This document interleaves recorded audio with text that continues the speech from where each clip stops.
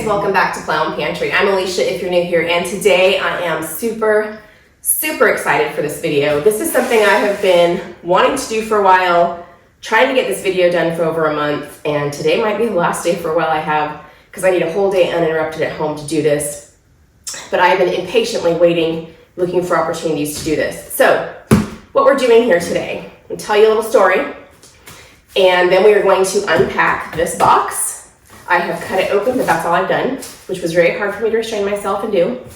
And show you a few other things I have here that go with it, and then we're gonna make some bread today. So story time, one of the things I have wanted to do for a long time is do the whole grinding your own wheat berries into flour to make your bread thing.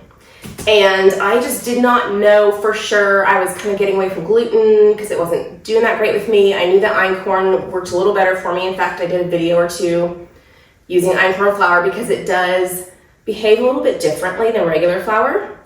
And I just wasn't sure about the whole, I really wanted to grind my own flour. A mill is expensive, and I was like, what if I spend all this money on it and it's not something I really want to do.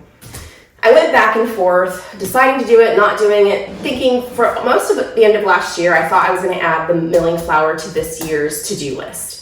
And then things were busy at the end of last year. I'm getting bees this year, which has its own learning curve. And I was like, do I really have the energy, the mental energy to do another learning curve? Because working with freshly milled flour is different than flour you buy at the store.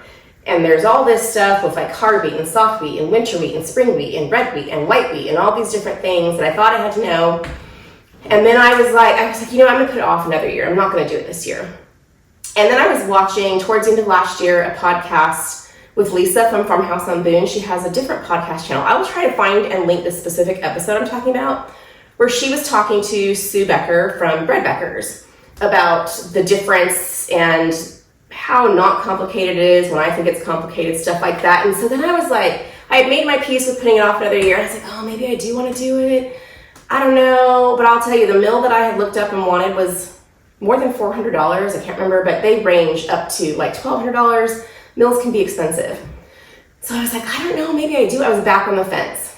And then I got an email from Nutrimill, which is the same company as the mill I wanted. It's a very reputable company, very well known in the grain milling industry. And they offered to send me a mill. And so I was like, there's my sign. Yes, please send me the mill. So this is awesome because not only did they send me a mill, this is a different mill that I didn't even know existed. And let me tell you why this is great. It's actually a less expensive mill, but why I think that's great is this is an impact mill. There are different types of the way they grind the wheat. Impact is fine with me. This is a less expensive mill. I believe it is right around $200 instead of $400 to $800. And for me, I didn't even know this one existed. And I was like, I mean, I have seen some like at Walmart that are kind of mills, but really they're more like a blender or food processor. They're not really a mill. And I was thinking, well, this is a less expensive way to get into something if you're not sure how serious you want to be about it. And they also gave me a coupon for you, which makes it even less expensive if you want a mill. It's on anything on their website. You don't have to buy this specific mill. If you want a bigger mill, a better mill, go for it. Also parts, things like that. There's a whole line it can apply to. But I just thought that was amazing because I was like, you know, 4 or 5 years from now, if I want a different kind of mill, I can get one. But this will be, for several years, enough to get me on my learning curve and learn and to see if it's something I really want to do long term. So what we're going to do today is unbox this. Now, I will admit, when it came, I was so excited. I cut it open, I was about to take it out, and I was like, you know what? Maybe people want to learn with me, like unbox it with me and learn how to do it with me, because normally on my channel, I do gardening, food preservation, and cooking. Those are things I have done since I was single-digit years old, which I am far decades beyond far that now. I'm way older than that. And so I feel very comfortable being the expert on how to do something in gardening, in cooking, in canning, in dehydrating, that kind of stuff. So I don't feel necessarily like, oh, I'm the expert here, let me show you how to use a mill, because this is my first time using one. But last month, during freeze-dried February, I did my first time, this wasn't my first time freeze drying, but I did my first time doing MREs. And you guys came along with me doing like experimenting with the process. And a lot of people seem to like the learning with me thing. So I thought, why don't I just do this with everyone? Because if I make mistakes, which I probably will because this is new to me, then you can learn from my mistakes and not make them yourself if you're interested in doing it. So this is a Learn With Me, and what I want to do today is unbox this, and we're going to do a couple things, 2 recipes. I decided the best way to start would not be to try to alter my recipes with fresh milled grain, because it, like I said, it behaves differently. It's not as dehydrated. It has all of the fiber, all of the vitamins and stuff in it. It's not stripped down at all like what you buy in the store. And so it absorbs liquid differently, and it just behaves differently. So I thought what I would do, this is one of the things I was waiting for that made this take a while. I bought this book from Sue Becker, who was on that podcast. And her family owns bread Beckers in, is it Georgia or Alabama? Somewhere south of me. I'm in Tennessee. And so one of the things she said that just made me more relaxed was, don't worry about all the different types of flour right now. Don't worry about it. Just know that in general, and you can still swap these out, but in general, what works best is hard wheat for yeast breads, soft wheat for quick breads. And I was like, I can do that. So I have here some soft wheat and some hard wheat. I got hard red wheat and soft white wheat. Just a hard and a soft was always paying attention to. And I picked out basic recipes in here. I picked out a basic yeast bread that makes loaves, like a sandwich bread, for the yeast bread and the hard wheat. And then I picked out a biscuit recipe, baking powder biscuits for the soft wheat bread. So I thought we would unbox this. I can walk you through the setup as I'm learning it. We can make these 2 recipes. Start with the yeast bread, and while it's rising, we make the quick bread. And 2 other things I bought here because she suggested them. Lecithin and vital wheat gluten. Now, she did say on the podcast, different than the book. The book has these listed as optional ingredients when they're listed, like in the basic yeast bread. The wheat gluten is optional. Lecithin is also optional, and there's descriptions in here as to why. This book makes it feel more relaxed, okay? I would suggest this. I'll link it below. So I got these at a local, semi-local Amish store, because I didn't want to wait to order them online. She said in the podcast that it's not on her channel, she said that she doesn't use the gluten unless it is a bad wheat year. There's something different with the wheat, and I don't keep track of that. So I'm going to use it today. I'm using almost everything that's optional in the recipe just to have, start from the basic and see what happens. She said she does use the lecithin every time she makes it because it just gives it more of a texture that she likes. I do want to switch. The only thing my Amish store had was soy lecithin. I would like to buy sunflower lecithin. I had a hard time finding a source for it. I did find one on Amazon. I can link that for you too in the description box. That I'm going to order. Azure Standard has sunflower lecithin too, but it is for some reason way more expensive on Azure, which is unusual. So I'm going to get it from Amazon. It did look like a good brand. But for today, I have this so I can go ahead and get started. So let's by the way, the wheat. I got I got Palouse brand wheat. I've just heard the good things about it. I'm not sure how important the variety is of wheat, like the brand. This is a family-owned company though, and I like that. And they're well known in the world of people who grind their own flour. So I got the Palouse brand wheat, and I did get you a coupon code for that too if you want a wheat coupon, whether you're new to this or making your own and you just want a coupon code. I might try Azure's wheat berry someday too because I've heard good things about theirs as well, but that's what I have today is the Palouse brand because I want to make sure that anything starting out, any problems, we're going to be more user error and not recipe error, if that makes sense. All right, so let's get this unboxed. Ooh, cracking it open. There's a bunch of stuff on top here. All right, bake someone happy. Same company that owns Bosch. And my packing slip. Nutrient impact. Okay. So there's a box inside of a box here. I hate trying to get these things out. There we go. Get this out of the way. Nice heavy box. This will do well in my garden. All right, so let's see. Mill any dry and non-oily whole grains, legumes, or seeds. So it has an example over here. Amaranth, spelt, mung beans, quinoa, rye, white beans, black rice, millet, red lentils, buckwheat, all things you can do. let's see, 1200 watt motor, dust-free milling, stainless steel milling heads. There are, one of the things when I was looking around the website that impressed me was there are a lot of replacement parts, which I feel like a lot of companies don't do that. If something breaks, you have to throw it away and get a brand new one. But the replacement parts were mostly metal, not plastic, and they seemed easy. Like if you wanted your blade got dull or something, you want a new one, like you could replace it. So that just seemed kind of cool to me, like the old-fashioned way where you fix something instead of toss it and buy a new one. So this is what the mill's gonna look like. Let's get this open. And I won't make you suffer with me through reading the manual, but I will see if I can get some basics. The world's greatest grain mill since 1974. Cool, right? Has a 12 cup capacity, a control knob for speed. Packed in here pretty well, okay? Have a setup guide that is pretty simple. I like that, with lots of pictures.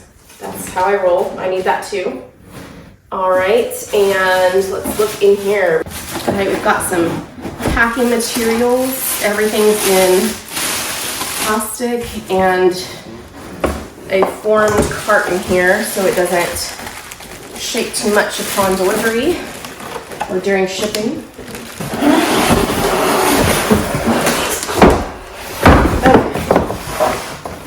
Alrighty.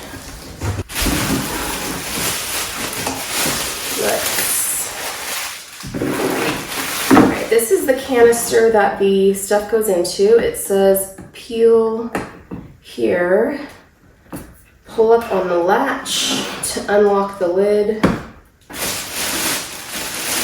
Take this out.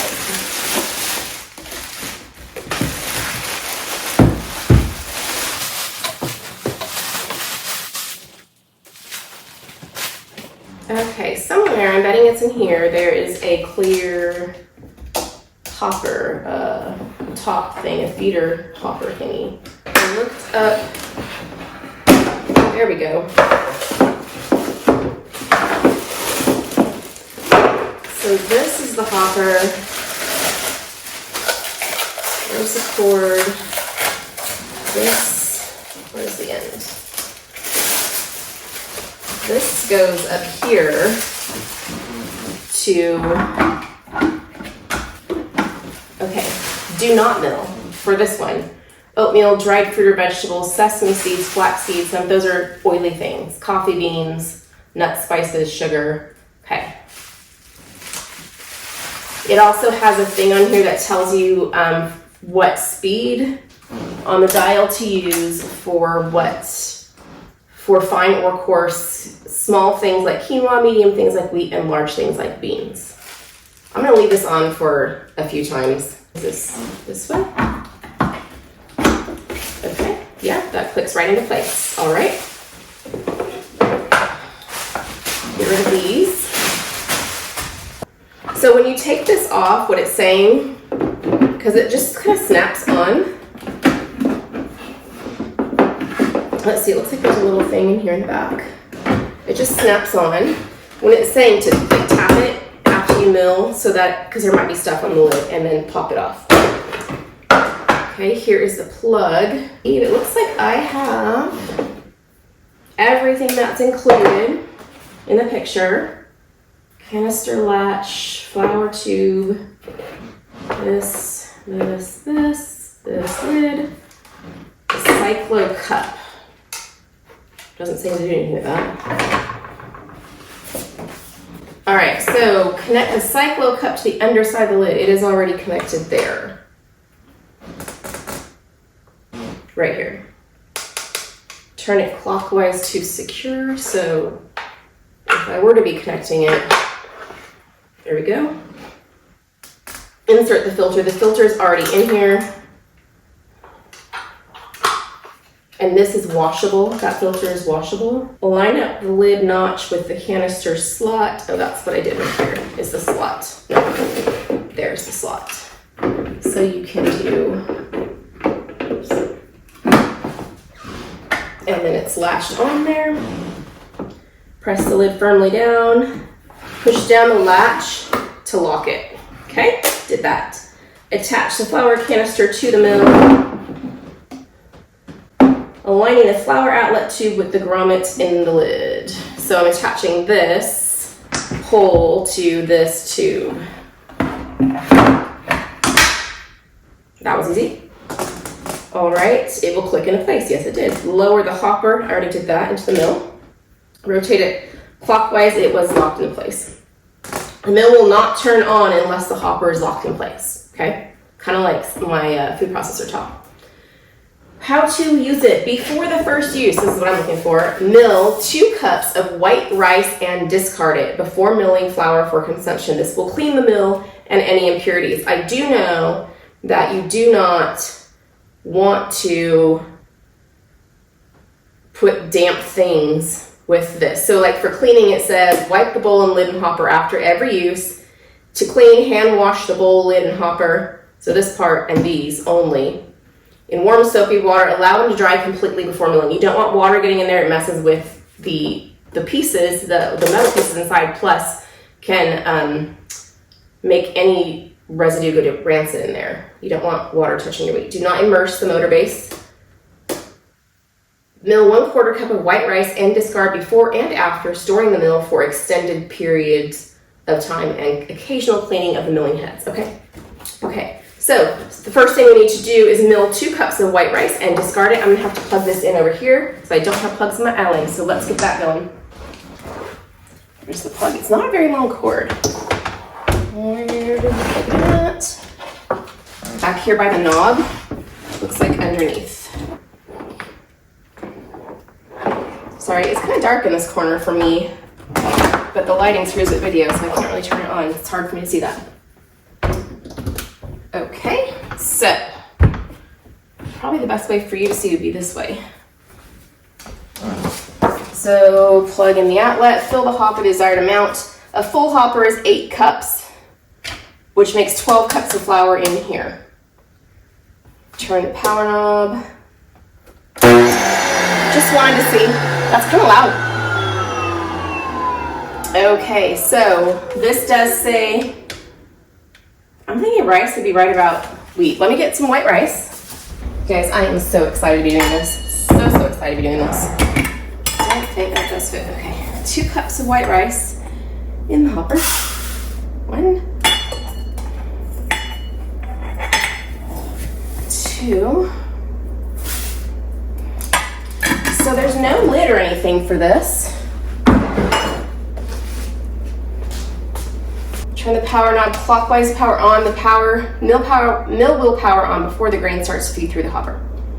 Okay.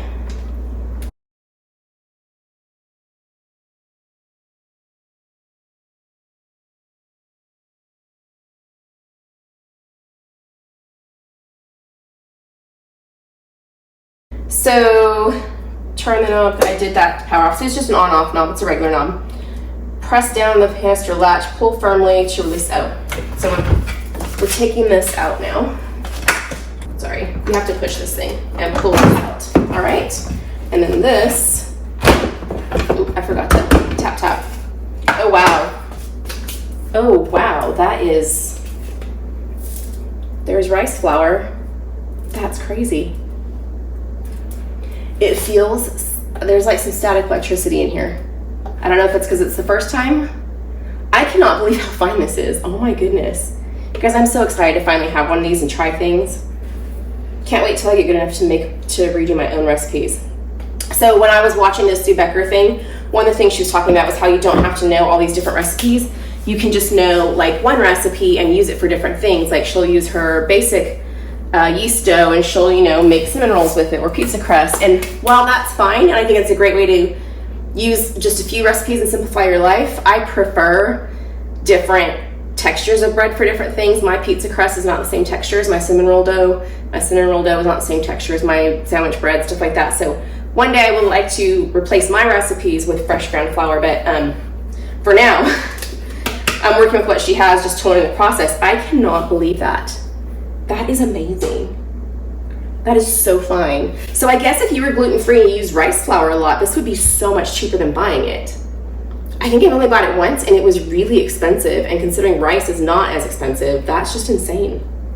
Okay, we're supposed to discard this though because it was cleaning the mill, so there's probably like some oils and things from processing, dirt and stuff that need to come out. So let me toss this. So it was a little bit louder than I expected, but it's not insanely loud, and it's not, I mean, it's on for like 30 seconds while you mill your stuff, so it's not a big deal. That's crazy awesome. Okay, let's see, is there anything else I need to do before we grind some grain to make flour and start some bread? No, it just says enjoy the fresh milled flour. Okay. Wow. Okay. Well, all right, let's get started on the recipe, y'all. So we're gonna start with the yeast spread. I figure while it rises, we can make the biscuits. So this is on her book, page 128, basic yeast spread. And basic ingredients, it needs hot water, oil, liquid honey, salt, egg is optional, but I'll use it. I have eggs, I have chickens. Either rice bran extract or powdered lecithin. I will use the soy lecithin. Vital wheat gluten. 4 to 4.5 cups of freshly milled hard wheat flour, approximately divided, okay? And a tablespoon of quick rising instant yeast. This is another thing I had to get. I don't normally use instant yeast, so I had to go get instant yeast for this. So first we need to make 4 to 4.5 cups of freshly milled flour here. I'm gonna put the lid back on. And get this back on. And I think there's a table somewhere of like how much you have to mill to get a certain amount of flour. Is it in here or was it in the directions? Because the thing with grinding flour is you don't want to just grind a whole bunch at once and have it sitting around. The wheat berries themselves will last a long time. That is another benefit of grinding the flour besides the nutritional benefits, is that the wheat berries don't go bad when properly stored, unlike like flour that you buy already milled has to be stored right, and it only lasts like a year or two before it starts to go rancid. Okay, I know these bags, there's some fun way to open it, and I'm never good at it. Aren't these cute bags? I love them. I have to keep them and decide what I can do with them. Besides, leave me your ideas of what to do with these bags if I'm gonna have a ton of these going forward. I put gifts in them, I'm sure. I feel like I need a seam ripper to get this going. All of my sewing friends know what I'm talking about. I just don't want to mess up the bag. That's the only reason I'm being so careful and not just like cutting across the top. Okay, that's so cute, you guys. I'm gonna be thinking about things to do with that bag. Especially if I keep ordering this and making it, I will have a lot of these. I already have 2 just from the hard and soft wheat. It looks like 1.5, like 1 cup of berries makes 1.5 cups of flour for the most part. So I'm going to do 3, which should make 4.5 cups of flour, and then we'll see how much that equals. I'm gonna do a little bit extra because I don't want to have to regrind it if I need more for, like, you know, flour your surface and knead it, that kind of thing. I will say I was surprised when I did the rice that this didn't go flying everywhere. But all right, let's get this ground.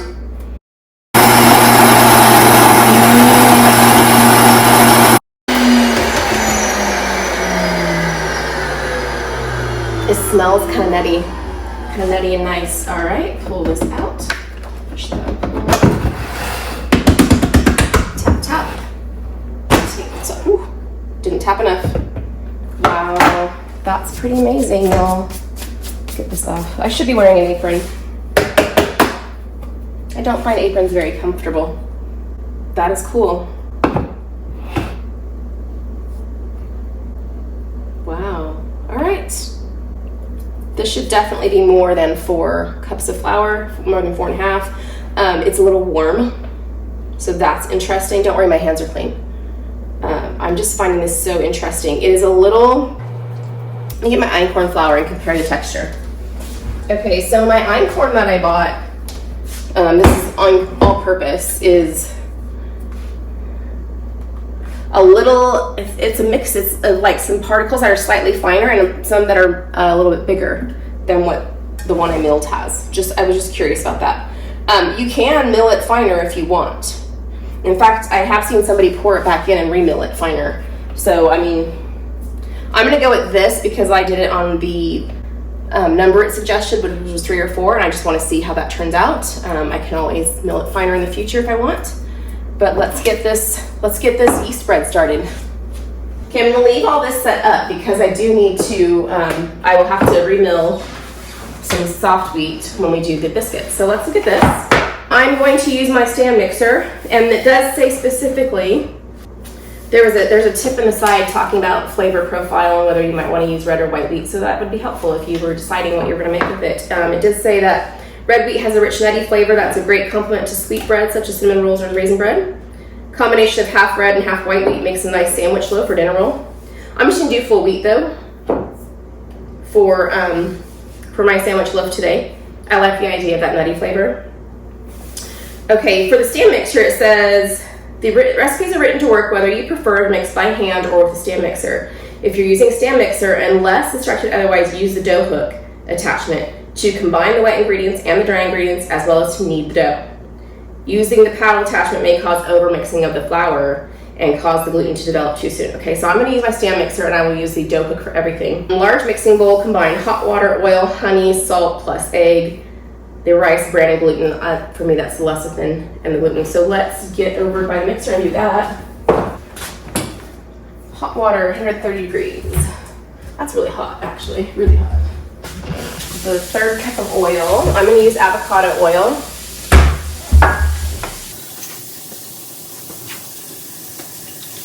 Okay, I'm gonna measure the temperature just because that's really hot. Normally, for yeast bread, just barely warm is enough. So I'm not sure why we're going so hot with this one, but I wanna make sure I'm not too hot.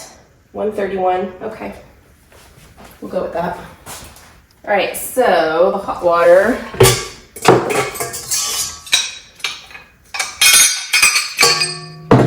I'll use the dough hook here.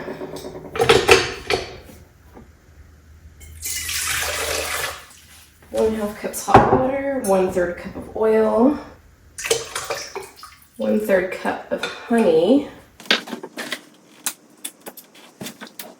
I love that it uses a natural sweetener instead of regular sugar. And I'm assuming that she has done the work on getting it the right amount to make it taste right. Salt, 2 teaspoons of salt. It's a 1/2 teaspoon measure, so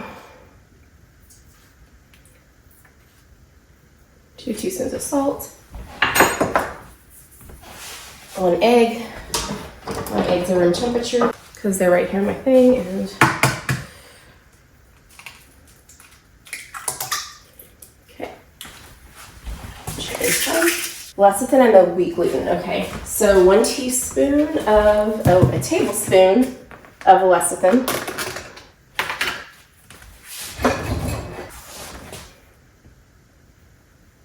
All right, and a teaspoon of the wheat gluten. Woo, I'm making a mess today.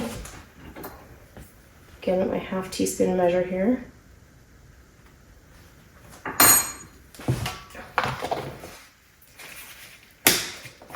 gonna need to put these in jars or something better. Add 3 cups of the flour and mix just until thick batter forms. Okay, 3 cups of the flour.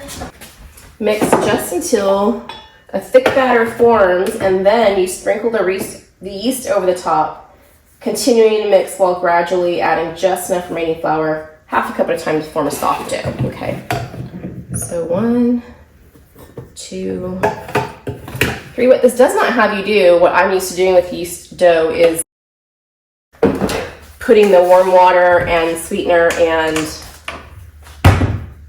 yeast together and letting it bloom, kind of. I'm not sure why for these we use instant yeast, but whatever. There we go. New container here.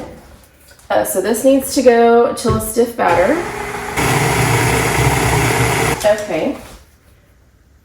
Just until a thick batter. It's got a thick batter. Sprinkle the yeast over the top, which is a tablespoon of the instant yeast. 1, 2.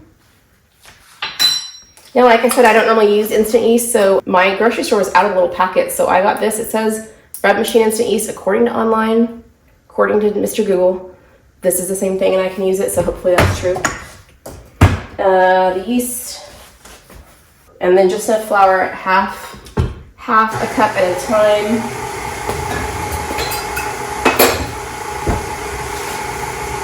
To form a soft dough. Okay. So it looks like I won't necessarily be needing this like out on the counter like I'm used to doing with yeast dough.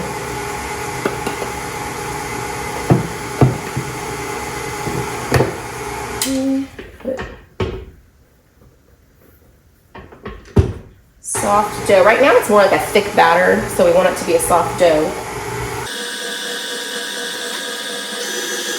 I'm going to scrape down the sides here. Definitely needs another scoop here.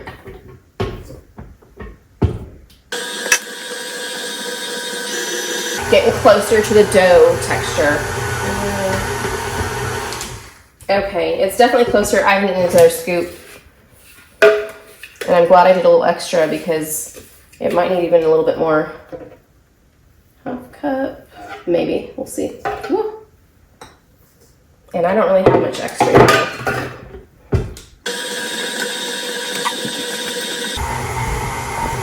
Okay, that's a soft dough. I'm gonna let it go. It says 5 to 6 minutes and let it knead. It looks like my stuff is done here. I'm going to get it into a bowl to rise and rinse this out because I think I want to do my biscuits in here. I did have to add I grounded some more flour and added another half cup. It was a little too battery still. In her book, she does state on an earlier page that is kind of, it is a little more battery, like this we're gonna do that double rise phase thing. But it was still like, this is still really sticky. So I'm gonna get this in a bowl just to rise for an hour for the first rise.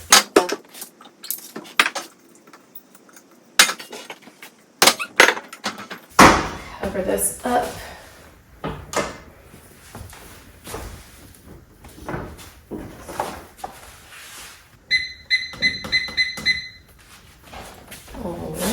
Let's get this cleaned up and grind some soft white wheat to make biscuits with. Okay, I did not like super duper wash this, but I did want to get all of the other wheat out so it didn't interfere with this wheat.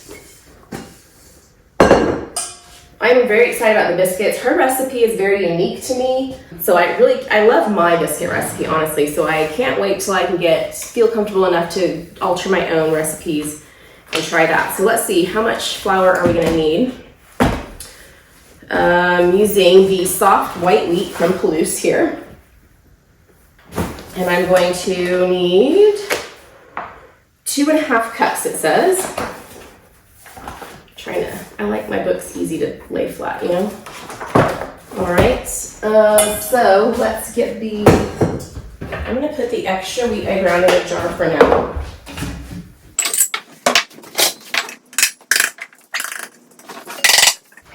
I'm making messes all over the place today.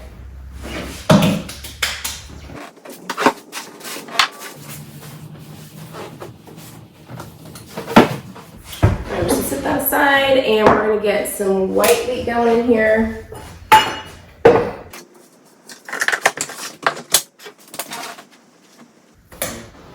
Okay, I got this one open.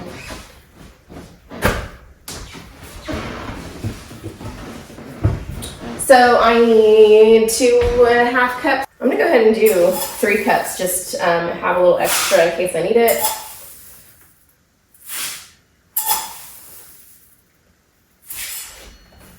That one there.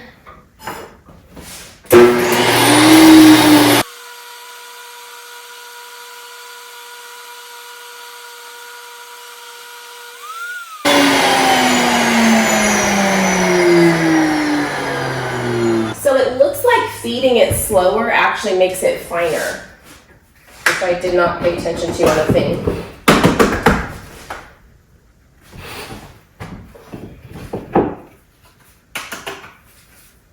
So it did say on the label that I pulled off the hopper that if you feed it slower, it makes a finer texture. So that you can control how whole grain of a feel you want in your flour.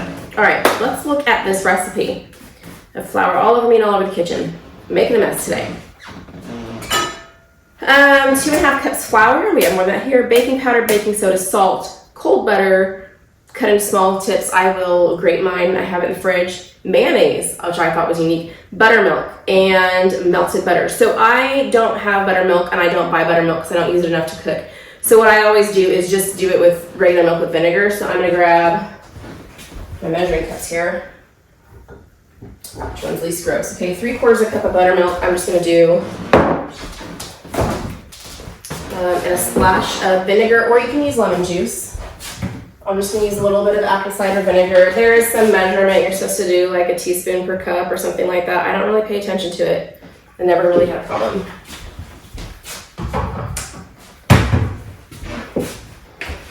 My grandmother used to always have buttermilk on hand because she would actually drink it. She loved buttermilk. I was like,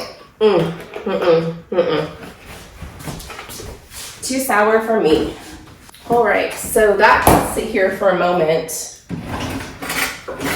Kind of flabber up. Yeah. All right, so in a large mixing bowl, can I use my stand mixer for this? Because this is what I planned. Okay, the mayonnaise in this recipe, by the way, is optional. I just decided to use it because she put it here and I want to see.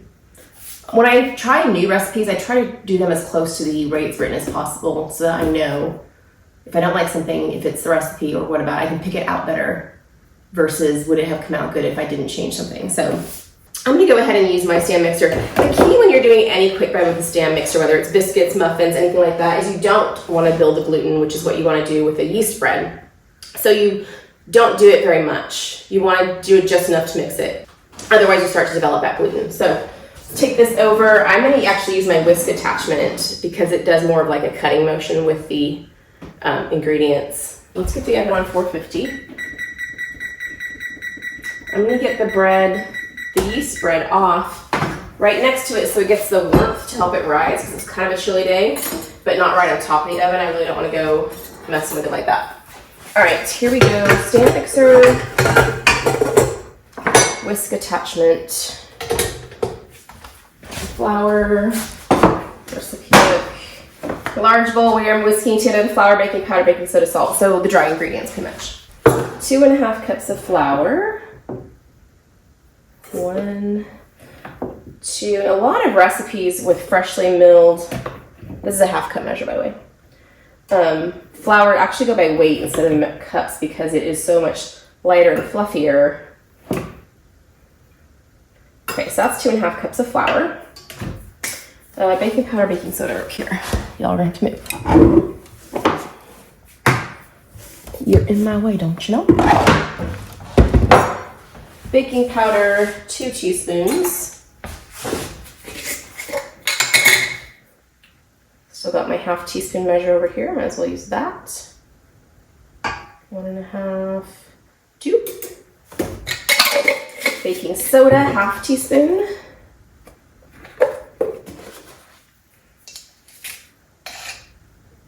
Okay, and a 1/2 teaspoon salt. So mix these up. All right, and then we need to do the butter. Yes, I'm gonna get my grater and my butter. Actually, I'm just gonna cut up my butter. So 5 tablespoons of butter. I will cut it up really small. Sometimes I grate it. Cutting it up is fine, and I leave it cold until the very last minute anytime I'm making something like a biscuit or a scone, because I want it to be, that is partly where the flakiness comes from in texture. I'm cutting these smaller than I cut things normally because I want it as small as possible going in there because I don't want to mix it longer because that's friction and that's heat and that keeps it from being as cold. And again, you want whatever fat you're putting into your biscuits to be cold.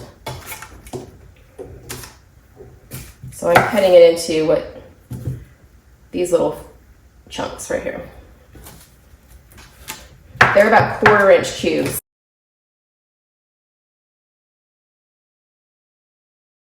The next thing to go in is the mayonnaise and the buttermilk. So I'm just going to get my mayonnaise ready and put it in my buttermilk container there so I can add it all at once. I've never put mayonnaise in biscuits before. Have you done that? I'd love to know. Is that like your grandma's secret recipe right there? The mayonnaise? See, I'm not worried about the gluten yet because I haven't added the liquid. Once you add the liquid, that's when you want to be not mixing with the stand mixer very long. I really want these to break up a little better, so I'm gonna hand do some. Okay, I think that's about as good as it's gonna get right now. Still see some small chunks of butter, but that's fine. They will flake themselves up in the cooking process. So I'm gonna add the liquid as the last thing, just until it's mixed. It says the dough will be sticky, so that's fine.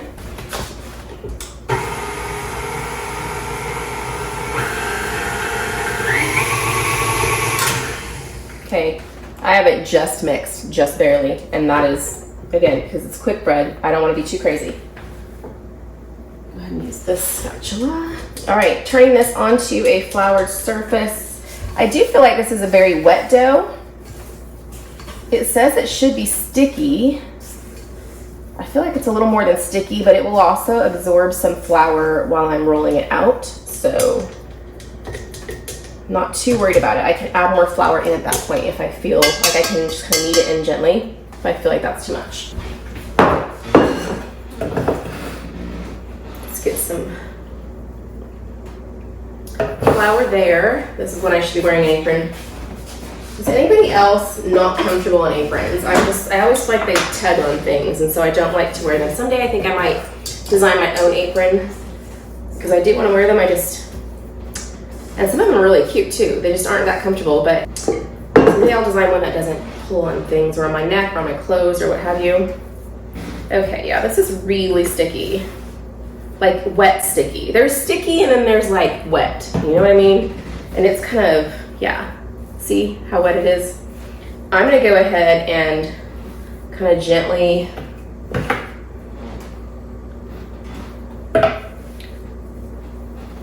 pat it into a little more flour. Yeah, that's better. Didn't take much. All right, I'm gonna get my baking pan ready too. She goes with a baking sheet. I don't end up buying a pie plate, but we're gonna do her recipe today. Okay, my mat here. Straight up and down. You don't want to twist with biscuits. Get some more flour on there. Looks like I'll be making 5 or 6 biscuits with this. This is a fairly large, I think this is a 3-inch, fairly large biscuit cutter though, gotta say. And this is why you don't want to add too much flour if your dough is too tacky, because when you re-roll it, it's going to absorb a little more flour every time you roll it over, and you don't want your last ones to be really dry. Trying to go with the same thickness here. We have 5. Staying gentle with the dough. There we go. All right. So this has brushing the top with melted butter and then putting it in the oven. So let me get some other butter melted. I'm gonna get this cleaned up as well.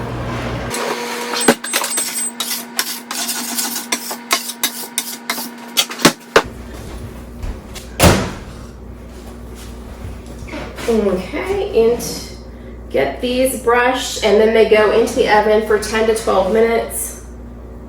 These look very weedy, very not light and fluffy. I'm kind of having my own little, like, we'll see. We'll see what we like to do.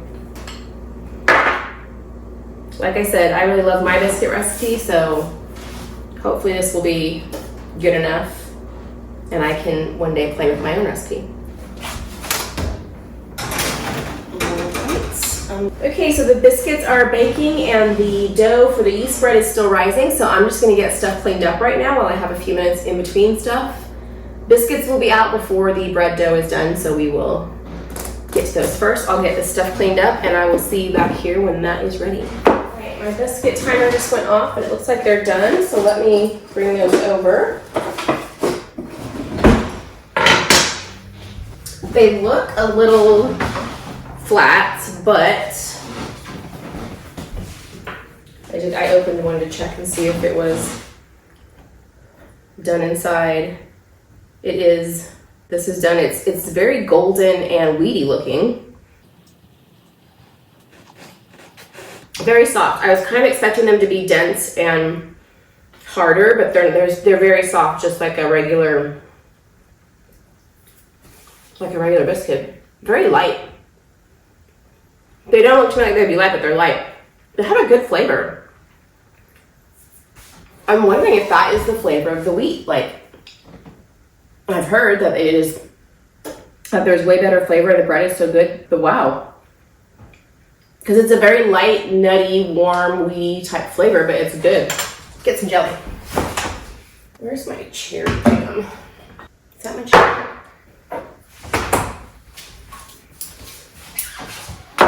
Let's try biscuit with cherry jam. Because this just, this is surprising me, especially the way it looked. These are really hot still. The way it looked coming out was kind of just like what I always thought of whole wheat, like heavy, dense, thick, but that's not at all the actual texture that it is. So it's kind of interesting to me. It's surprising me.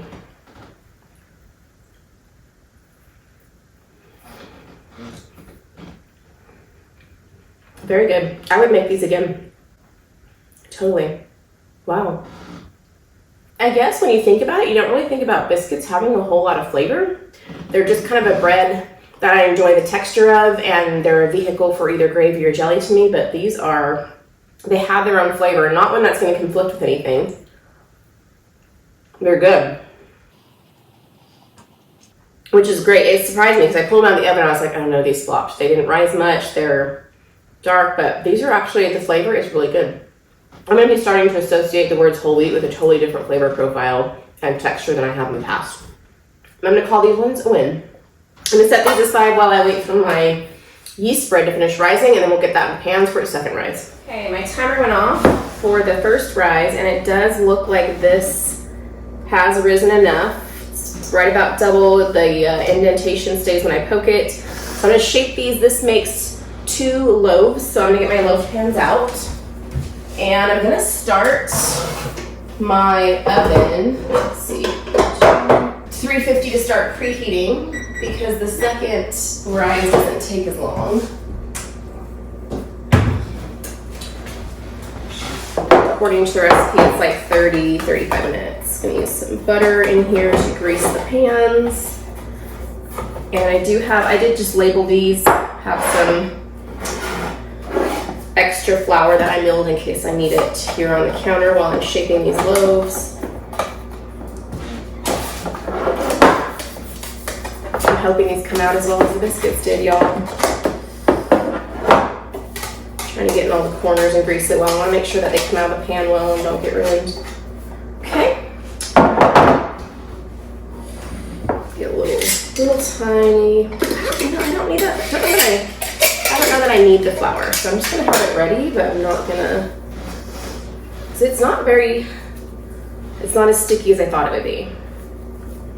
Okay, let's get this.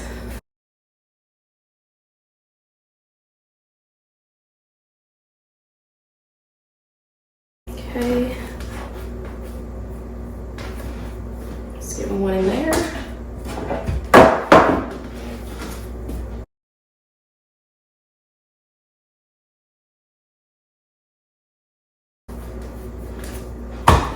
I'm gonna get these back over there. They're supposed to rise for another like 35-ish minutes. Let me check the recipe here. 30 to 45. So I'm gonna cover them and sit them on the stove.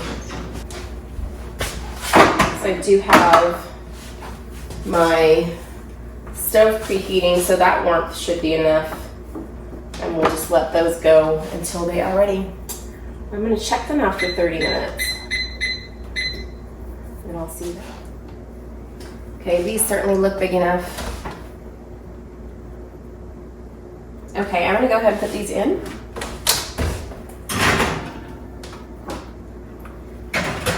They go 25 to 30 minutes, so I'll start with 25.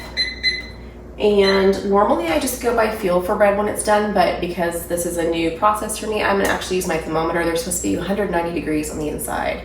So I will see you when these come out. Okay, my timer just went off and I think this is gonna be done. I did do it 2 times before. So I did 25 minutes to start, did an extra 5 for 30, and it was up to 160 degrees. And it had moved like 40 degrees between 25 and 30 minutes. So I'm thinking now it should be right around 190, which is according to the book when it's done. Getting close there, okay. We're at 188, I'm gonna count that. 185, I'm gonna go ahead and just pull them out now. And these need to go on the cooling rack for 10 minutes before I take them out of the pans. And then they have to cool all the way before I can slice them, which makes me really sad. So I will turn these out of the pans in 10 minutes and then I will let them cool. Hopefully they won't take more than an hour to cool and I can slice one and we can see how it is. Get this out.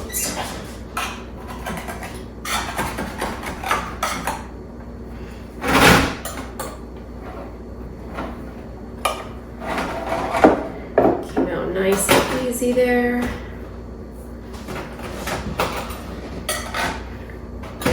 I did not, by the way, if these look small to you, I did not use the right size pans. These are like an inch smaller than the ones suggested for the recipe.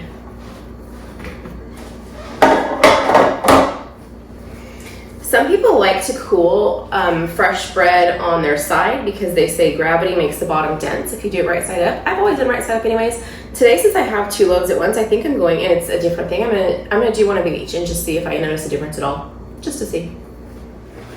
All right, you guys, the bread has cooled and I am super excited to taste this. I am going to try this sideways one first. I always like to slice off the little heel and use it to keep things from drying out.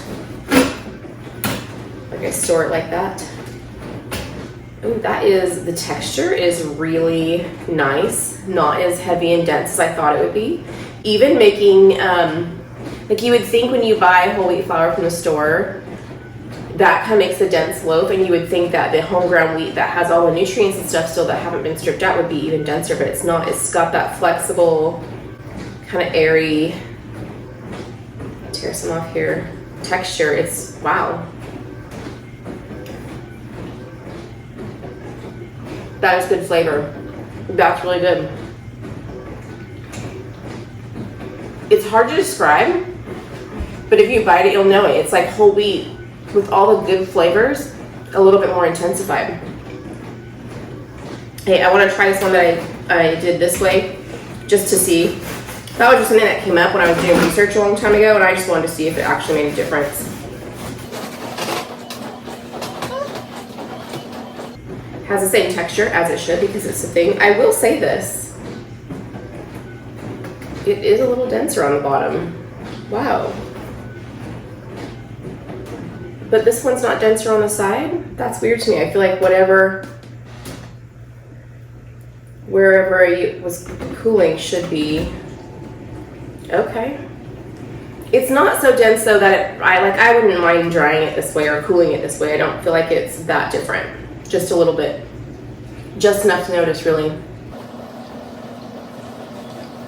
This is really good, you guys. I'm definitely going to be experimenting more. And I do have some hard white wheat coming, which is different than the hard red wheat that I use for this. Remember, hard wheat, again, is for yeast breads, and white is supposed to be light and fluffy.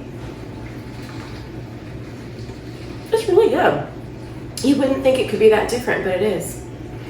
Anyways, I will definitely, and I will be experimenting with my own recipes too and figuring out how or if I can substitute freshly milled grain into the recipes that I already love. If you've been on the fence about it, like I was, I would say take the plunge. It's worth trying. Take the plunge. I will definitely be using my mill. It was easy to clean. I've got more grain, I've got more coming. This is really good. The biscuits were good. It looks different, but the texture is not. It surprises me. I guess I really thought they would be kind of dense and heavy, and they're not. But it's really good. Anyways, so 2 for 2. These both worked out today. I'm super excited. I was looking through this book. You know how I mentioned that she talks about in the podcast that I will link for you below, she talked about how you can use master recipes, this being one of them, for a lot of different things. And one of the things that did look good with this recipe was folded in cinnamon raisin bread, obviously, but there was one that was like folded in apple loaves, fresh apple loaves. It's kind of like a cinnamon bread with diced fresh apples in it, and I thought that sounded great. You would just kind of fold it in, and I want to try that soon because it sounded great. My son would like that when he goes home for summer break. Maybe I'll try that. Anyways, I will link this below, as well as the coupon codes for the wheat and the mill if you're interested in that. Thank you so much for spending time with me, getting my kitchen all crazy dirty today. I know you have a lot of things you could do with your time, and I super appreciate when you can spend it with me. Hope you guys have a great rest of your day.